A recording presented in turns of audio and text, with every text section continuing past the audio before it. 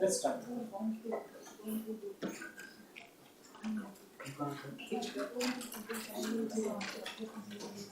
We drawn this.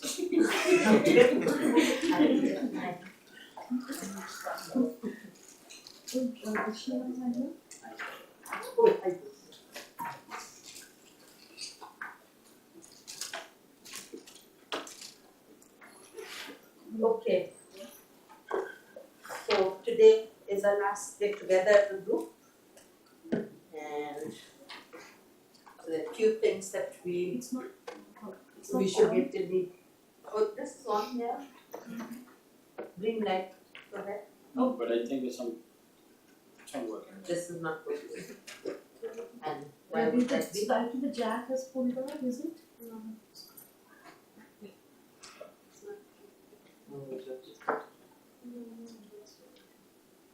Shall I start? So I should wait then.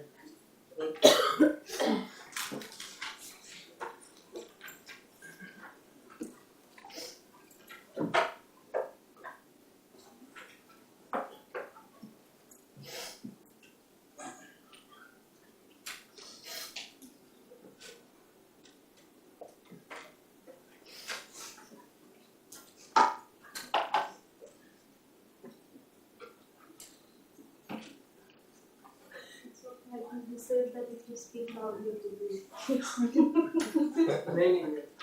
So it's not that, so No. the same. See, I don't think it's a matter of speaking loudly. No, this is it will be that. That might project. It may not project here, but it will get recorded. You can hear me, right? It's not that you go. Could you speak?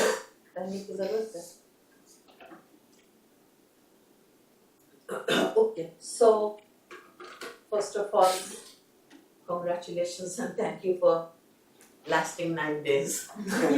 Today is the 10th day, and so of course there are many things one could do. So I just randomly, almost for myself, thought, okay, let me list down what we could do, because when there are still days to come, you have this kind of comfort that if you don't cover something you want to cover, you can always do it tomorrow. That luxury is not there for me today. So I know there will be things left to cover, but at least I would like to cover the things that I put on the handout for today. So a small clarification on polar care in the general class of WH, a couple of small clarifications.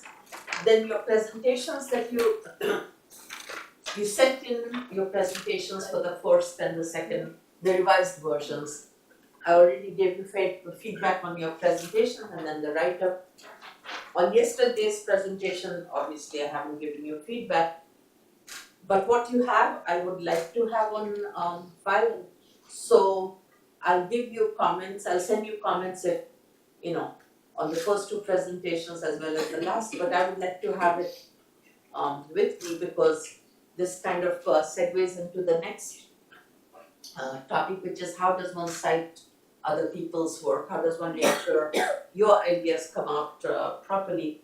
And what happens is when we listen to people talk, they become in some sense our ideas too, so there is no clear way of deciding this idea is X's, this idea is Y's. So that's why we do research, right? It's an exchange of ideas. Even so, I wouldn't want to purposely not cite something that I know came from this group or that group. So it would be helpful for me to have I could go back and look at this, of course, the video, but still, I would like to have it with me, and I would encourage you also to try and think about citation practices. It's never too early to train yourself to think of the following things. One, how does one cite work that's not yet published? And try to notice when you read papers or read dissertations, how people present something that let's say the advisor gave them an idea. Then they put in the work to build it, so it's theirs. But you'll see, sometimes people will say something like, building on a suggestion by so and so, personal communication. And it's just nice to do that, because if the idea really came. Now, sometimes you may not remember, but if you do, that's one way to say something about a published work. I already mentioned, sometimes two people can have ideas independently at the same time. But if your independent idea came after something has been published, or at least not published very recently, but sometime back, then I think it's odd to say. I don't think it's quite appropriate to say this was it may in reality be independently arrived at, but that's not how it works. The other thing that I feel quite strongly about, and this I can now say more without feeling any discomfort about it, is we all read surveys. Have become the thing these days. We all read surveys, and they're very useful because the literature itself, the original literature, has become very vast in linguistics, and that's a good thing. It's a sign of how healthy the field is. So we read surveys, and surveys that's by definition, there are things that other people have said that you put in a certain perspective as when you do surveys. And in the process, sometimes you present some idea, some suggestion about how things could be done in the future. So yeah, we read that, but we can't give that person credit for the original idea. One can say something like as mentioned in X, but the idea itself. So if I say, if in my book I've talked about the focus and how to do questions with focus, that's not by any means me, right? That's there in the literature. I may have presented it to you, but you can't just say they are 2016, even if that's where you read it, because that's Hamlin semantics, right? By the same token, you can mention. So I think you should try to mention the person who's the original source of the idea as much as possible. You can also certainly mention people in the middle. Sometimes there's an idea that's been there, and then it got lost, and then someone revives it. So certainly that has value. It's a bit of a judgment call. So you can't always be putting in 3 lines of references all the time. Sometimes we take the easy way out and say, see, they are 2016 for an overview and references cited there, and sometimes that may be okay. But these are just things that you should start thinking about, start paying attention, and then it will become part of your own practice. And by the same token, the work that you've done as a group, be mindful to refer to the ideas that came up there. You can just mention the group. That's what group projects are. You don't have to be very particular about making sure that member A of group B got cited. So I think if it's a group presentation, that's fine. Again, it's not like I have a hard and fast rule. I'm just saying, when you start doing it, you realize it's kind of hard. There are many things one doesn't know. Should one cite in alphabetical order in the text, not in the references? Or should one cite in the order of dates? There are various conventions, but just start thinking about it. Okay? That's point number 3. So and then I want to talk about, so many things came up during the presentations that we didn't know how it would go, right? So people discovered different things, and one of the things that came up, I think, had to do with the extraction of wide scope taking from coordinate structures. And I don't know a lot about them. I remember when I was working on the book, I thought I would include a section. And then, there was time, there was space constraints, and I realized the topic was richer than I had thought it was. And so I left it out with just 2 or 3 references there. And so I'm going to just present a little bit. It's certainly not everything there is to know about extraction structures, but I have the references, you can follow it up. And it will give you some some tools or some ideas that may bear on the things that we were noticing when we were looking at coordinate structures and looking at the general idea we had was, or the general conclusion was that somehow in certain kinds of in certain cases, it seemed like the second conjunct, it was possible to take scope out of the second conjunct, not out of the first. And then we had some discussion about, are you conjoining things that are compatible and or that had a certain relationship to each other in terms of the time or whatever. So with all that said, and then I thought it wouldn't hurt for me to see what I did teach you, what topics I covered. So I went through a list and I thought, that's not bad, that's quite a long list. But it's just as a reminder to all of us that we didn't just hang around. We hung around too, but we actually did cover quite a bit. And then if there are any, if I would hope there's some time left for questions. Not that I necessarily will be able to answer it, but maybe we could just have a slightly free-flowing discussion. Apparently that was not a problem. We were never stuck with things to say. So that you might as well formally acknowledge that there may be a space for that. Okay, so alternative questions. We had quite a bit of discussion yesterday about whether, I don't think there was any discussion that if you had a true alternative question in any of our languages, including English, that a possible answer could name either one alternative or the other, right? We didn't really have any arguments about that. We were having arguments about whether we could answer both or neither. But then, and I think those are, as we said, those are totally reasonable positions to take. But in a way, if you start to think about where it started, which was about the claim that polar kya has a singleton requirement. So that whole discussion, in some sense, is orthogonal to that point, right? So the point was, polar kya, if it has a singleton requirement, should not go with alternative questions. So regardless of whether both is in there or not, whether neither is there or not, we'll have at least two alternatives there, right? Otherwise you don't have an alternative question. And therefore it's not a singleton.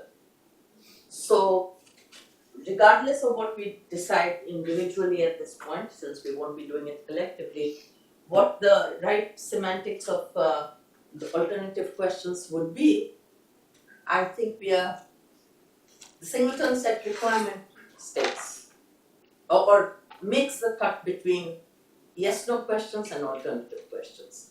Whether it's right or wrong is a separate issue, right? So I just want to, more or less, because I think I forgot.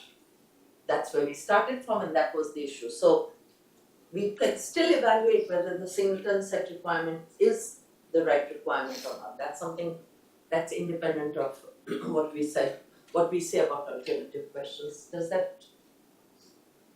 that okay, clear? Any questions on that? Okay. Then the other thing I should say is that, and this came up because this is what we wanted, right? When we looked at possible variants of polar kya, correspondence of polar kya in different languages, we found they didn't all behave like polar kya, right? There were some differences, or maybe more than some differences. In some cases, we ended up with a biased question reading. In some cases, we came up with different positional restrictions, etc. What does that say about an analysis of polar kya of the kind that we gave? At some level, a lot, and at some level, nothing. Because what were we trying to do? We were trying to look at polar kya, and a little bit, of course, you look around, you look at other languages, and we made some small gestures towards Chinese ma, etc.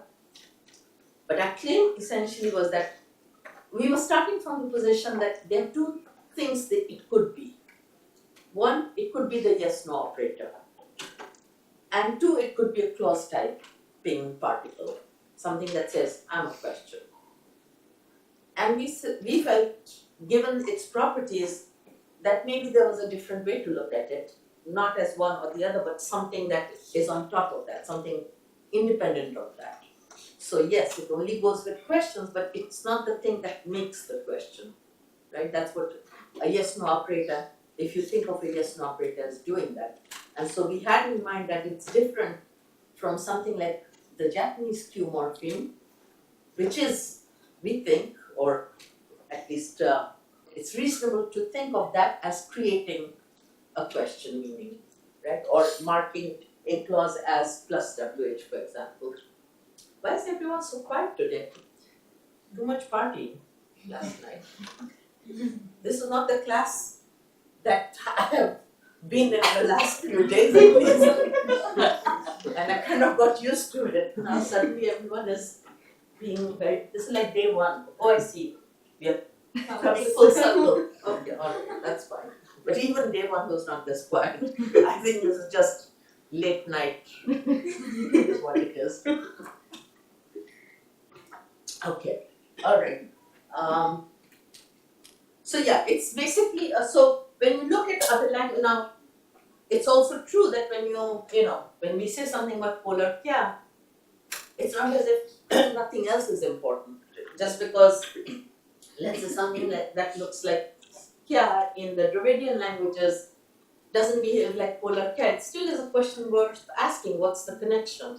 And one thing that I think I've mentioned, and I've even mentioned in my book, I have this this feeling that when you have a base form and then you add something to it is when you get bias. Okay, this is not, this is just a hunch or a speculation. So for example, Hindi doesn't have any syntactic devices, and now you can add kya, it doesn't seem to create bias. Hindi has a basic yes-no question reading, you add, the only way to do it to get the question meaning is through intonation. So intonation in the contour, the rising contour in and of itself doesn't introduce bias. This is in comparison to English, where in English you have the possibility of syntactic cueing through inversion, and then you get a question, not just a question meaning with the rising intonation, but when you slap it onto a declarative, you get bias. So there's something else going on, and there's an interesting data. I'm just going to say it because I find it interesting. It's not that all rising declaratives in English have bias reading. So there's this thing called uptalk, and so and it's a little bit generational. So if you go to a restaurant, you could have a young person come up to you and say, "My name is Carl," or a phone call. I think these are actual natural speech recordings of natural speech. I think there's an example that calls into a radio talk show and says, "I'm from Skokie." Now these are declarative questions.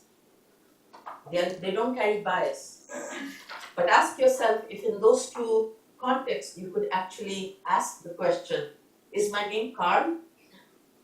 You wouldn't ask that. Or, "Am I calling from Skokie?" Then the person is lost. I don't know where I'm calling from. So when you don't have the option of an unmarked version and you use rising intonation, we don't get, bias. So to me this is kind of interesting, and I was struck by the fact that in Dravidian you have something that marks, on the word that marks. So that's a syntactic morphological cue that it's a question, and the what didn't have bias. What introduced the bias.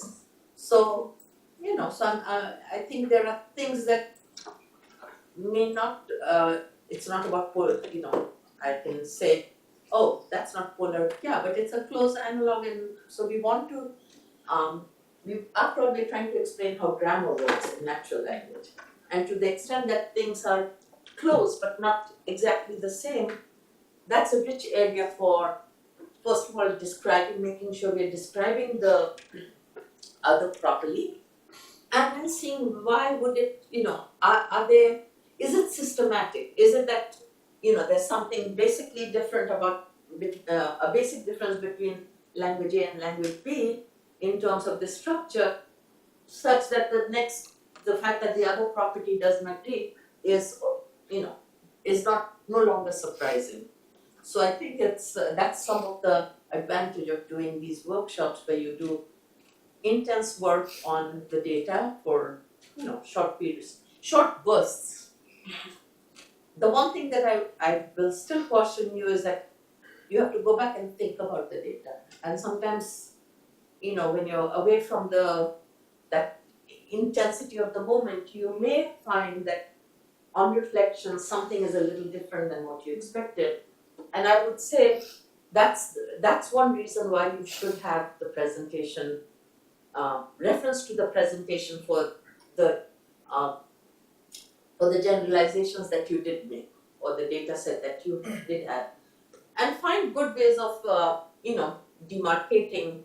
If there's a difference, you could try to ask yourself, what were you thinking about? What was different about that context versus the one that you're thinking? Or maybe you just missed something, that's fine too. But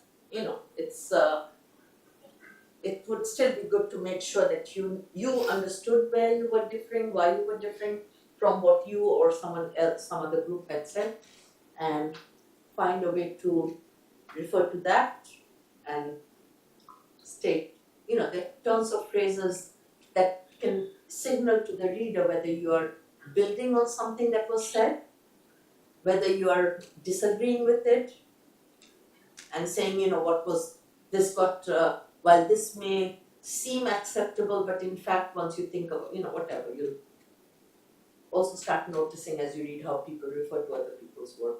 Not everything you read will be quite right, but you have to develop your own sense of it. Is that enough on high level lecturing with not much content? Alright, let's look at coordinate structure items a little bit. And this is, I forgot the one by mine, maybe I'll look it up now. Okay, so I've given you some references. Some of it goes, the constraint itself goes back to Ross, and I just thought we'd walk through a few of them and see how it plays out. So the coordinate structure constraint takes its name from Ross's dissertation, like all the other constraints. And the basic observation, so this I think I got from Den Dicken and Lane or Lani, however that's pronounced. So you have the base sentence, I kissed Mary and Sue, that is fine. So conjunction of proper names, but you cannot question one of them. Who did you kiss, Mary and? And I think this is just plain, nobody would. Unless we are taking echo question, of course, then all bets are off. Okay. However, now I think this too was in Ross probably, but now I'm pretty sure it was. But across the board extraction is possible. So this is the differences between 1A, who did you kiss, Mary and, versus who did you meet? So let's say I name Mary, who did you meet and have lunch with?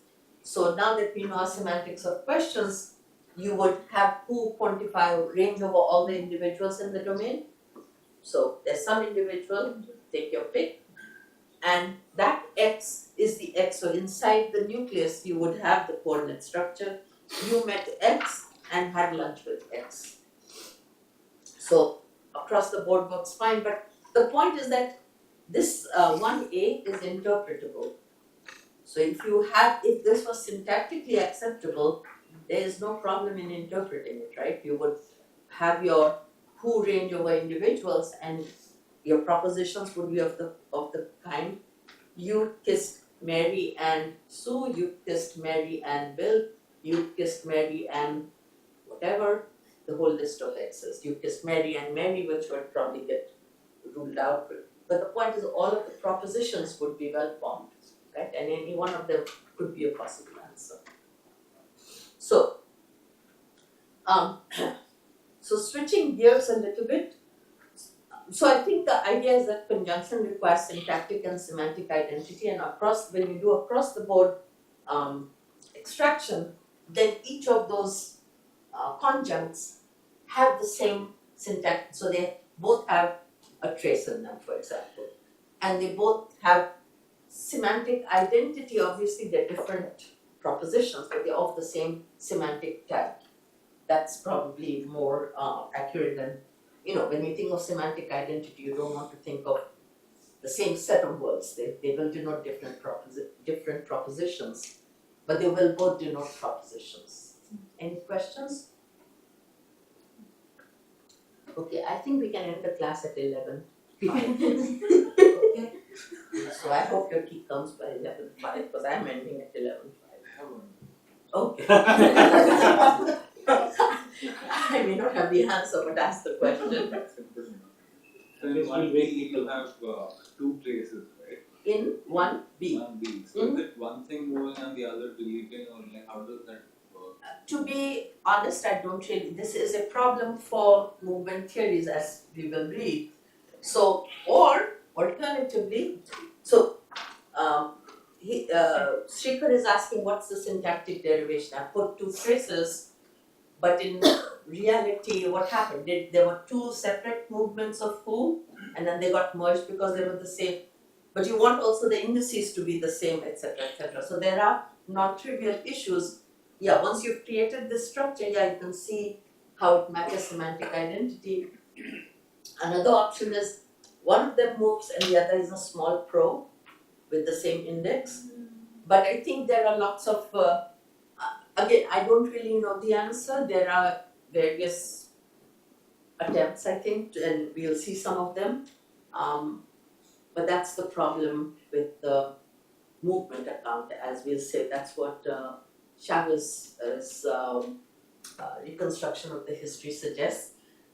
The classical example for this is, I think it comes, or the explanation comes from Dasdar, and he had it, and if you remember, okay, when we get to that, we'll see a version in which that derivation is less of an issue.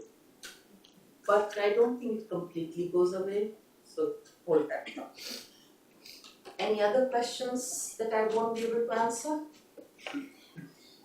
Remember, the goal is of this whole course, not just this lecture.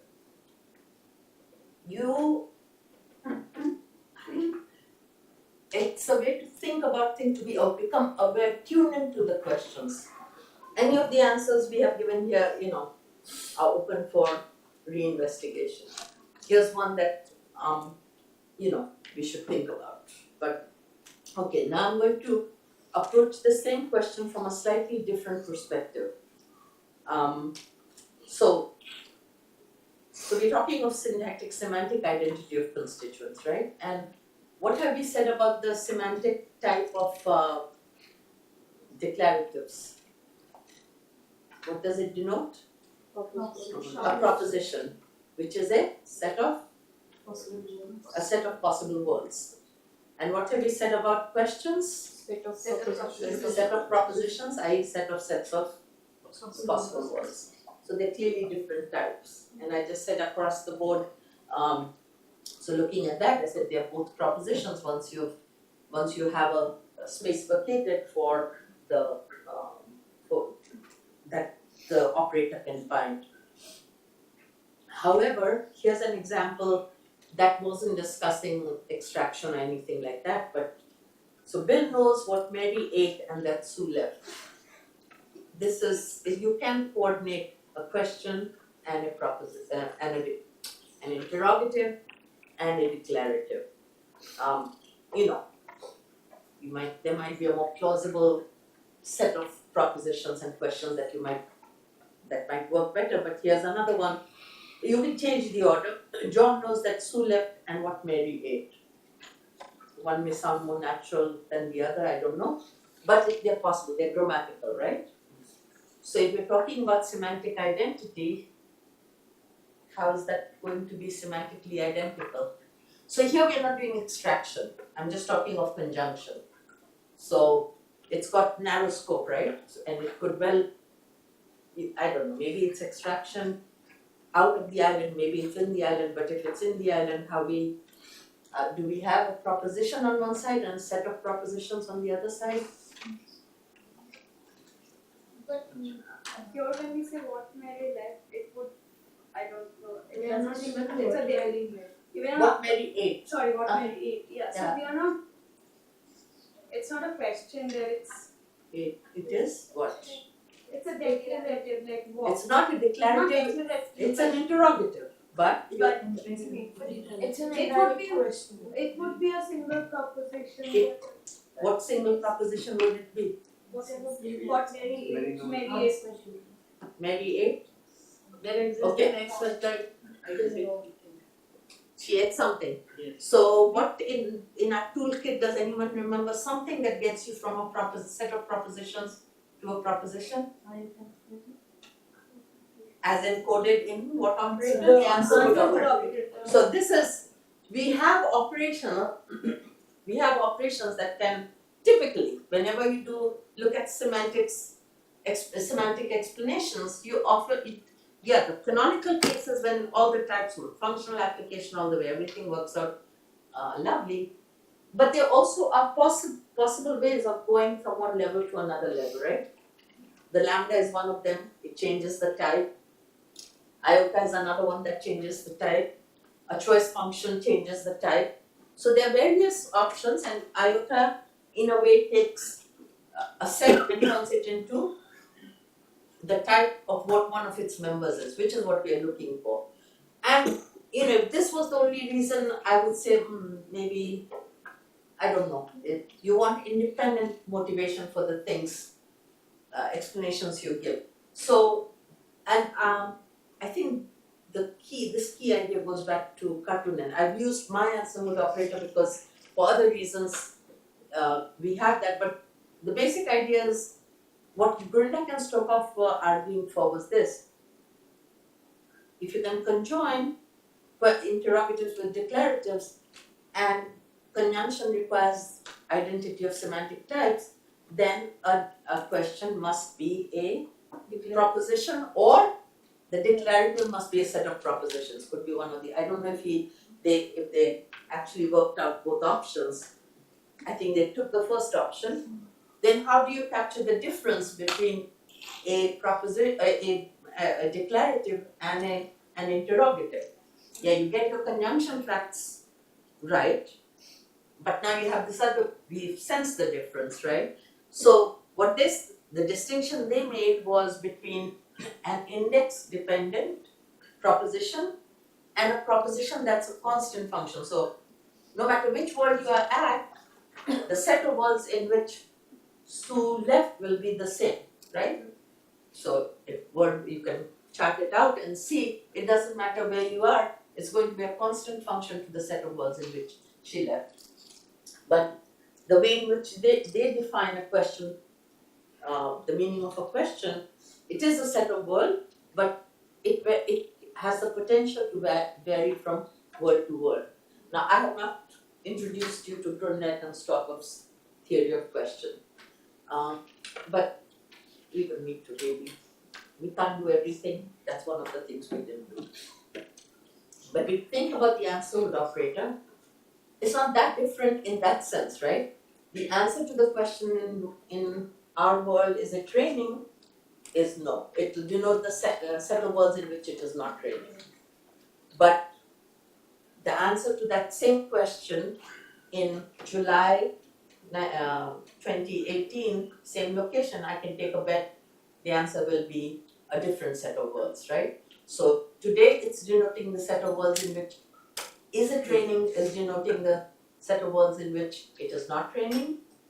In July, most likely, if not on the 12th, no, today is the 13th, if not on the 13th, I'll take a bet on the 14th or the 11th or 10th or whatever. It's going to be, it is not raining. Same question, but different values. That's what index dependence is, that it changes from value to value, word to word. So the idea is not in essence that different from Grundek and Stokov's idea that they're both propositions, but they're propositions that have slightly different character. One is a fixed set of words, the other is a variable set of, the set of words that varies depending on the facts of the world. They don't want an answer hood operator, that's not how they are doing their semantics of questions. But we can co-opt their idea and say we can build up to the same identity of types in a different way. So that's what I would say we can do. That's how this works. I have a question, Yes. not directly related to what you're saying, but this is a question which I don't know the answer. So, if a question denotes a set of propositions, so when it moves out of the embedded interrogator, what is the type of the trace? The type of the trace should be whatever the type of that argument would be. So, it's So- a set of propositions. No, so depends. Just So a- that no, that it depends on. Okay, let me write down the. I have to kill time, so let me write it down, right? So let's do. What did you eat this morning? And so this would be the trace here, and the final denotation that in our system we are using is the existent X of type E objects that we eat, and P is equal to, the existent X object, whatever, U 8X, with the index. So this is type E in this case. The way we are treating it, we are saying this is a generalized quantifier that's moved up left of trace. So this itself is, the type of this is ETT, but once you do all the conversion, it ranges over something with type X and binds that. So this is ETT, but this is E, sorry. If it was, what did you say? So this is 1A, this is 1B, this is, let's say 2A, then 2B will be lambda P, there exists a propositional variable Q, so this is ST, and P is going to be U said Q, right? And so the type, but although this is quantifying over things of propositional type, the meaning of what is going to be of type ST, right? So it's a generalized quantifier over propositions. But now if I say 3A, what did you ask? Again, you can reason from what would be a possible answer to it. You asked What is your name? What is the weather like, etc., etc. So 3B will then be lambda P. There exists a. So I just put it as capital to indicate the difference, and then the type of this has to be STT, right? Because possible answers have to be questions, and this would be P equals U ask Q, and the type of this would be STT. But the type of what? So it was ETT, STT, so a generalized quantifier over entities, a generalized quantifier over propositions, and this would be a generalized quantifier over sets of propositions. So this would be STT T. I think I did that right. But you get the idea, right? Basically, working from the idea that there's a fixed type of object that we're looking for, E, ST, STT, you could quantify over properties. So I can't think of, if you can question something using your WH phrase, what do you like doing? I like singing. So you can quantify over that type.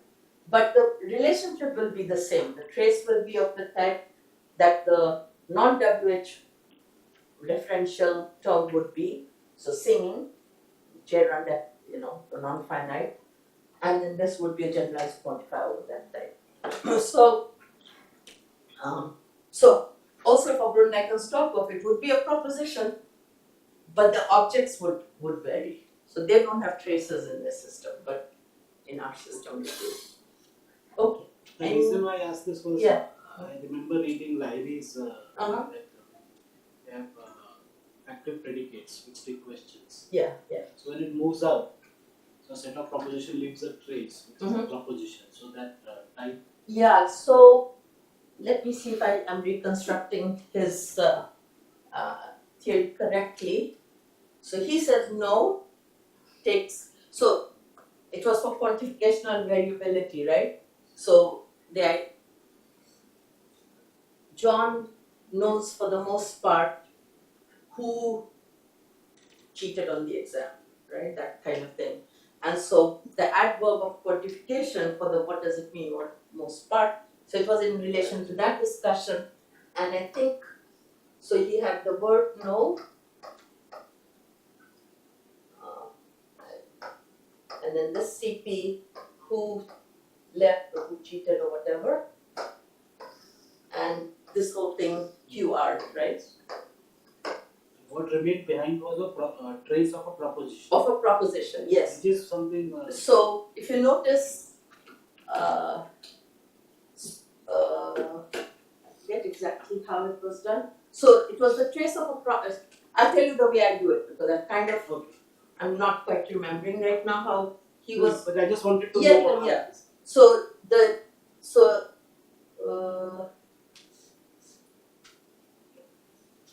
I have to do it in my system because if I do his, I'll mess it up right now. Maybe I should ask one of the students to come and do this, right? Should they do that? Probably doesn't.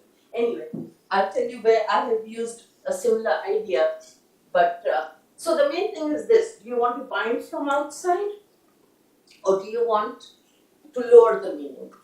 So there are both kinds of possibilities in general with raising things are there. So I do it for my CP star kind of thing, right? So this says I will bind from here,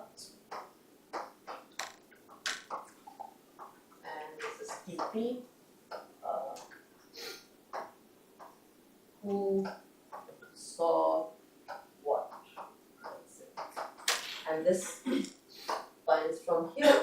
So now no says I want a proposition. So it's a function from propositions to entities. So it relates some entity here. And this whole thing is moving out.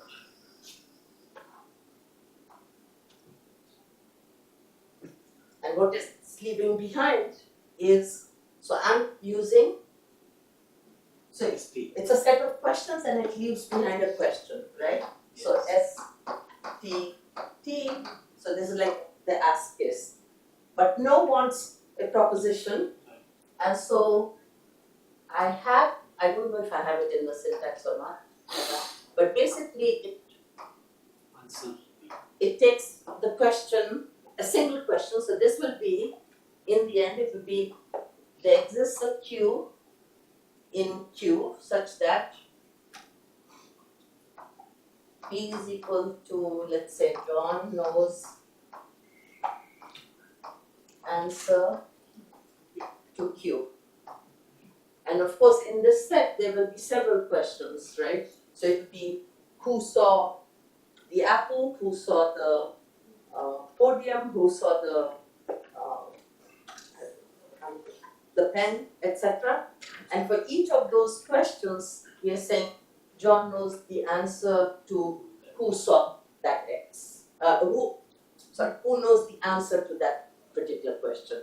And if it is Mary, if John knows the answer, it makes more sense when you have it with who, because this will vary too.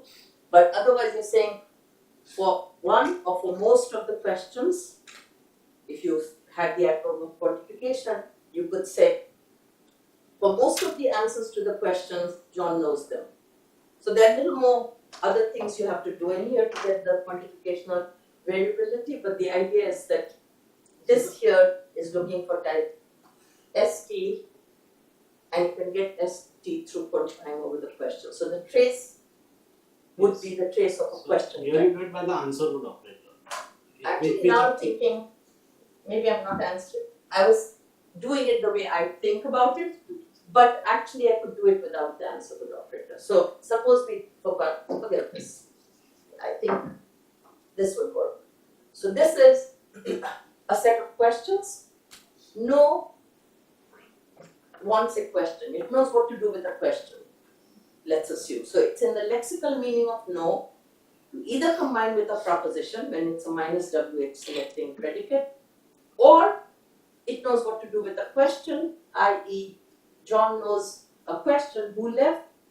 Of all the true propositions in the set, John knows it. Suppose we went that way.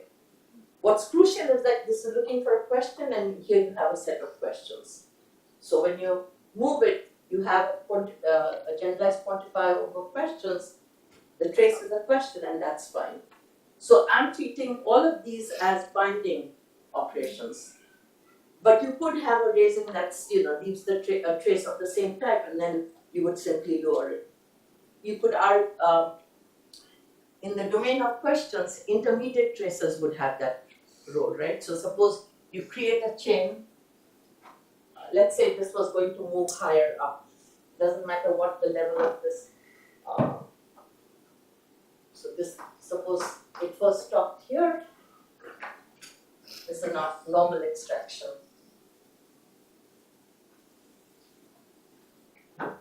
Suppose we just had a trace here, which went to this position, and then from there it went higher up or whatever. You would trade, and let's say it's the trace of a quantifier. So this would be of type E, let's say. So you would have x sub I, and then at this point you might have something like x sub I some property, x sub I has some property. And you're really waiting to get it bound by an existential quantifier. But when you come here, you hit a trace. So basically you do it's of the same type, right? This is a trace, this is also of type E.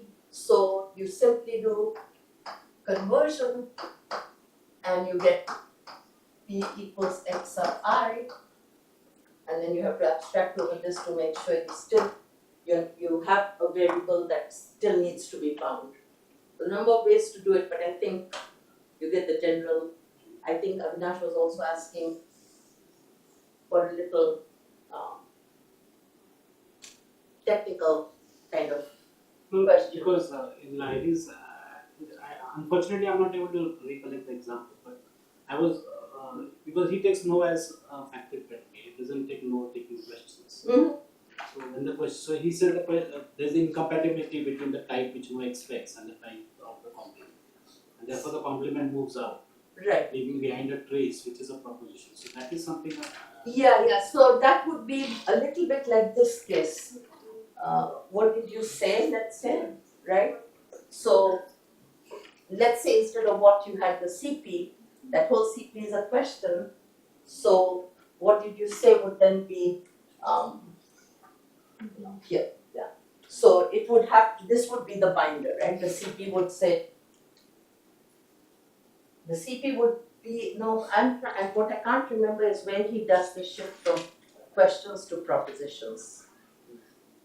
I know what, maybe between T and the next session I can see if I can find Lahiri, so we have something concrete to look at.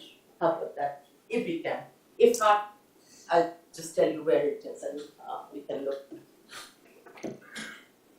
later. Because I clearly don't remember the details. Unfortunately, even I don't remember. I read it first. But it shouldn't be that hard to find. I think I have it somewhere. I have the relevant piece. Okay, so if you turn the page. So remember, we're talking about ability to conjoin interrogative and declarative, and saying you can get semantic identity of types if you can lower, in whichever way you want to do, lower the type of the interrogative to type ST. But an interesting point here is that you can't go in the other direction. So Bill asked, so now we're taking a predicate that is looking for a question. Bill asked what Mary ate and that Sue left. That's pretty bad, isn't it? And it doesn't matter what the order is. Bill asked that Sue left and what Mary ate. So again, I think, I don't remember if Grundek and Stropov actually addressed this issue. Maybe they do, I can't remember right now. But in terms of what we have an answer would operator that gets you from set of propositions to a proposition.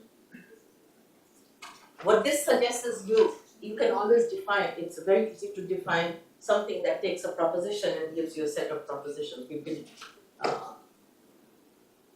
doing that, that's what C0 does, right? Lambda P equals Q, and lambda Q P equals Q will give you take a proposition and give you a set of propositions. But we don't want it to come in, at this point, at this level. So again, whenever you look at something and it looks like a semantic explanation, should do it. I think the problem is not, some things maybe you just can't define, that's the semantics, just rules it out. But some things you can define, and then as a linguist you have to find a reason for allowing this operation but not that operation. So that's something that that I think this is a puzzle that's a good puzzle, and there have been some attempts to this, but I don't think it's been really probed beyond this level. There's one work that I have read but I haven't fully, that I will recommend to you, where you might look for this, an answer to this. It's a recent dissertation by Wataru Uegaki, an MIT dissertation from 2015. So that could be a place where one would like to look at this. His tack is, he kind of changes the terms of the discussion. Declarative is a proposition, interrogative is a set of propositions. He has a different take on that. Okay, so we've seen some issues with coordinate structures. One reason that I got interested in coordinate structures was because I was thinking about delinking and the scope, its potential to change the domain of the scope, taking abilities of a WH. And I'm just going to put down what I think about what I had originally discovered or thought about. And so one thing was that, or I was thinking what's different about coordinate structures? Why has that not played a big role in discussions of the fact that WH and C2 can take wide scope, arbitrarily wide scope, right? That's the general view. And I thought like coordinate structures would be the perfect testing ground for it. Till I realized, coordinate structures are not a monolith. There's a lot going on there. But here's what that I think something that's interesting. Mary left because who arrived is not acceptable in English as a direct question. And the idea is that it's in an adjunct clause because who arrived and you can't give scope out of it. But typically these kinds of cases do improve if you have another WH in the matrix. So who left because who arrived? So again, one can have different explanations for this. One could be that you need a WH that is local, that moves locally to trigger the null choice function operator in C or something like that. And you see the same thing but you don't see the same thing with coordination. So Mary wonders who ate what and Bill left, and that Bill left. So there's the example we were looking at. and I don't think it improves by adding a who in the matrix. So who wonders who ate what by itself is fine, but who wonders who ate what and that will left. As a complement to wonder, it doesn't, suddenly when I'm reading it, it's sounding okay to me, but I think it's bad. But if it isn't, then there's yes, Swarati. I agree with you, it sounds a bit better than. Sounds a bit better, but I'm wondering if you're still processing and that will left as part of what that person is wondering about. So I'm not sure maybe it's like we're saying, who wonders with what? I don't know what we're doing with and that will left, it has to be a compliment, but it does sound a bit better. But we should check to see whether we can now interpret it as a fairness answer. Are you going to give an answer like, John wonders who ate the vada and that will left, and Mary wonders who ate the fruit and that will left. So each person has to wonder about, I mean, there may be many reasons for it, but I guess you don't, there isn't a simple explanation that, okay, whatever we see with other violations also applies to coordinate structures. Okay. And now the delinking question. Okay, bad or good, does it help to make the who or the what, I guess, the one in C2 into delinked WH. So, who did you kiss Mary and is bad. Which person, which woman did you kiss Mary and is as bad. And so this suggests to me, at least when you're conjoining at the level of E, a proper name Mary and the trace, I don't think delinking helps one bit, actually. Now I didn't go back and check all the others, but it seems to me, let's see, which one would it be? Who did, that's the one we just did. Who knows who you kissed Mary and should get better. Who knows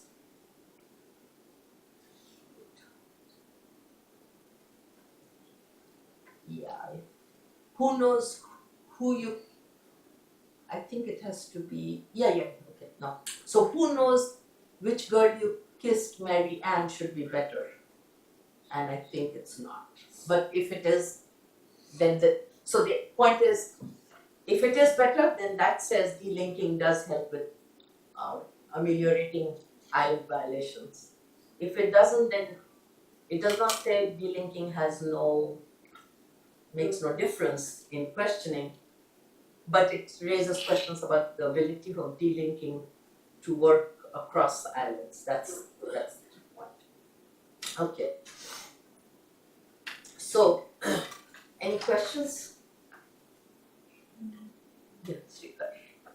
I mean, I might have missed it in the previous class, but what I'm not able to understand is why should delinking help an island violation? I mean, it seems like Okay, so I'll give you, I don't actually agree with that position, so it's a little hard to teach what you don't believe. But I'll tell you the logic behind it, or the, what was the line of argument. So, in fact, this is one of the things that I have always wondered. So this is the idea, Pisetsky. So Pisetsky made the case for delinking that, and we've looked at it, that some WHs are delinked, some WHs are not. And then he showed one example where the delinking made a difference, right? The superiority. And then he said we can use delinking also for scoping out of islands, etc. And there was a lot more, but the logic was this. WH movement, syntactic constraints apply to WH movement. And therefore when you move, let's call this an island without fleshing it out. This is movement, so it can only be here. On the view that if I'm giving you a value for something, it has to, this is, let's say, the matrix scope position. This is where it has to end up in order to give values, right? So this is the place where we'll get lambda p, there exists an x, P equals dot dot dot wherever you are and X. So this is what we are seeing in the answer. This is what syntax tells us, we can't get there. So what's the solution? According to him, originally, it's like, okay, there's going to be a Q morpheme here that can bind through a different mechanism. So the WH that is here can't get all the way there. So forget this one, this is blocked. But it's possible to do long distance binding. He used unselective binding using the theory that from discourse representation theory, but the one that I presented, which is Reinhardt's choice function analysis, says if you take this Q morpheme, this is a choice. They're still going to get something very Cartesian-like, but it's going to be a choice function, a quantifier over choice function variables. Something that is type ETE without the iota, rather than iota just existing to be quantified over them. That's and then this says P is equal to blah blah blah blah blah. You have the island, it doesn't really matter. Wherever you have this WH, you're really interpreting it as a predicate. That's what an indefinite is. So let's say that was which book. This is what you're doing. So the idea is that you have a different way of binding that doesn't care about island violations. But it still leaves open this idea, why should the delinking matter? What about delinking makes this possible? Remember, we can get it with, we don't get it easily with who is a predicate over individuals, but which person, which is also a predicate over individuals, is dealing but who is not. And that's a little unclear. Why should that be the case? So that's why I said it's hard for me to teach something convincingly when I don't believe it. So, or rather, like I have a question about, so when I started doing this delinking thing that I presented, my goal was to figure out how can we justify that it's when we have a given set that somehow this island gets violated, because I don't see a logical path from being hooked to a given set to violating islands, even if choice function analysis exists. I mean, remember, choice function analysis was also presented for indefinites. So what does it wasn't linear, the explanation for me. But does this fuel your doubt, or does it address your, read Pisetsky. So there were two possibilities. One was something in the discourse does that, the other was the partitive nature does that. None of them fully address. They all kind of tell you how to get from a structure to a definite kind of meaning.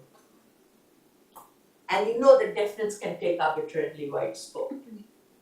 So one possibility could be to somehow play that, but it doesn't, never mind. There's a way for definites to take scope, but not to appear scopeless. That is, there's only one entity, so it doesn't really matter where you give it scope. But WHs, you want them to denote more than one. The set to have more than one, otherwise you're not going to get the variation you want. So I don't think that link is very clear with me. Any other question on this point? Okay, so that was the reason I was looking at it, and I'm still interested in looking at it, but I don't have it now. Okay, so back to the literature on coordinate structures, and again I want to suggest that we should go back and read the original literature, and we're going to see.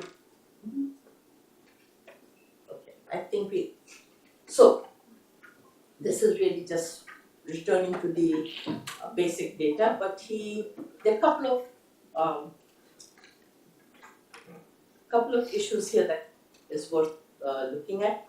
So there's symmetric coordination, and so there are two types of coordination, symmetric and asymmetric.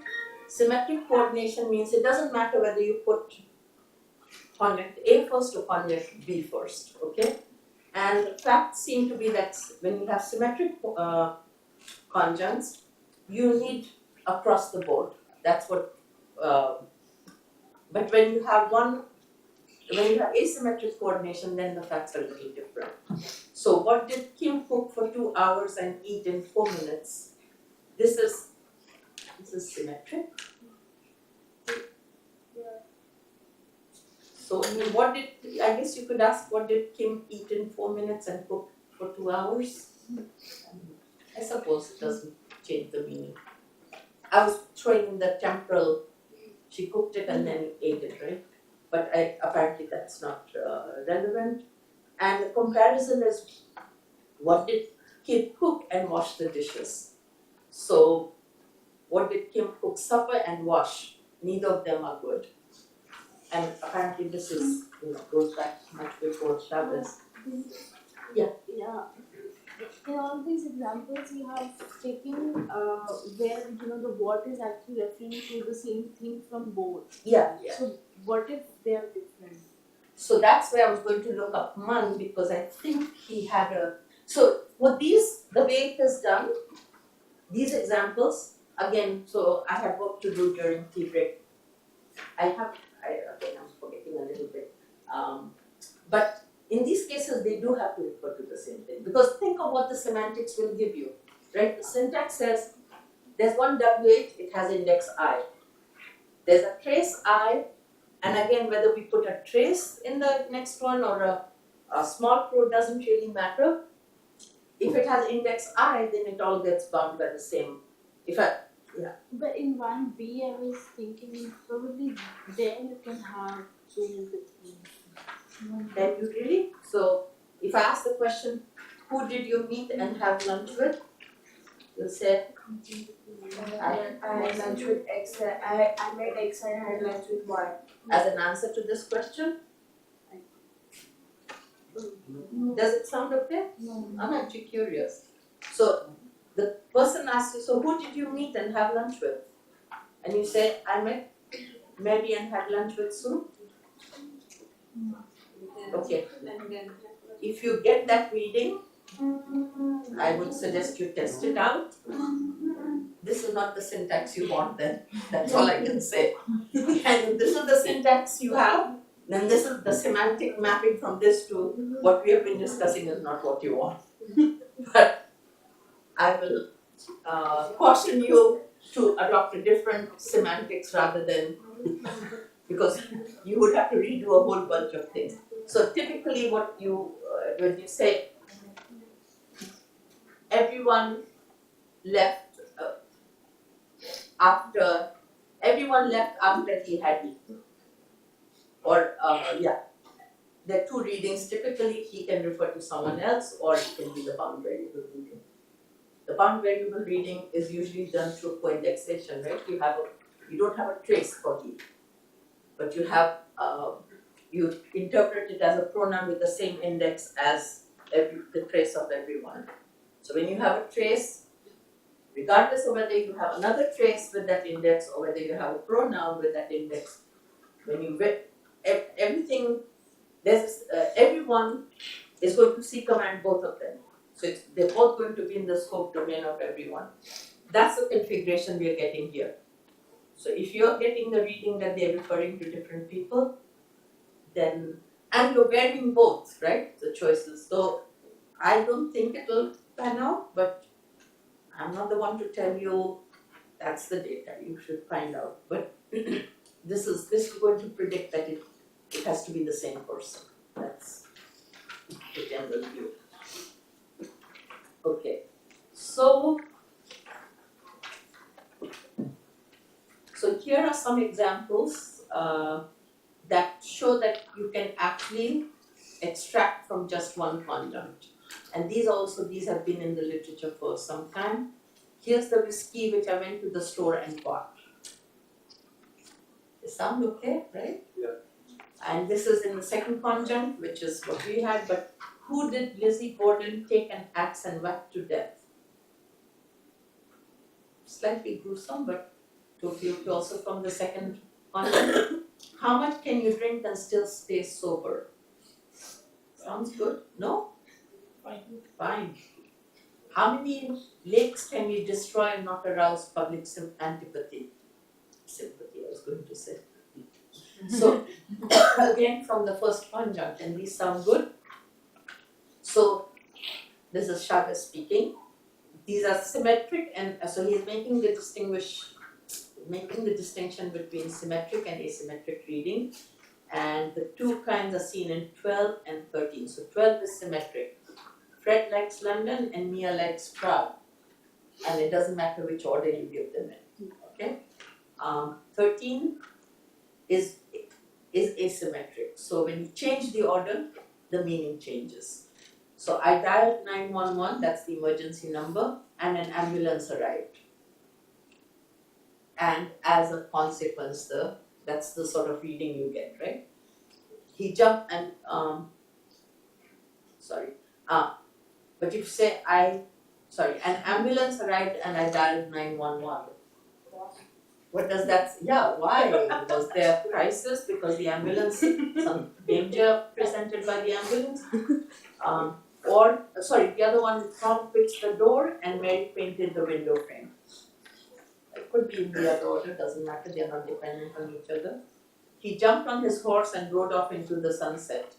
Now if we change it, he rode off into the sunset and jumped on his horse. So, okay, we're getting all there's a better one, I think, with about and temporal ordering, which is Mary met the love of her life and got married. Happy story. Mary got married and met the love of her life. More interesting. May not be, maybe not, I don't know. Whatever. Complications. So the distinction is, so you get the distinction between symmetric and asymmetric. And now he discusses three approaches to extraction out of coordinate structures. And so he notes the fact that, so this is the coordinate structure constraint from Ross, yeah? So in a coordinate structure, no conjunct may be moved. So it's not even just that something from within the conjunct, you can't just move the whole conjunct either. So you can't say Mary knows who left and Bill came. You can't say who left Mary knows and John came. So it's also the whole conjunct, and normally any element contained in a conjunct we moved out of that conjunct. This is what we've been looking at, right? Unless each conjunct properly contains a gap paired with the same filler. So that's your answer to this. It's the same filler, same index, so it's got to be to vary together. Okay? So he looks at transformational approaches, and again you can go back and look at them more carefully. Yeah. Tea? Yeah, let's take a break. Maybe I'll get my tea and then look up. Now I have to look up Lahine. Or I should stop this, right?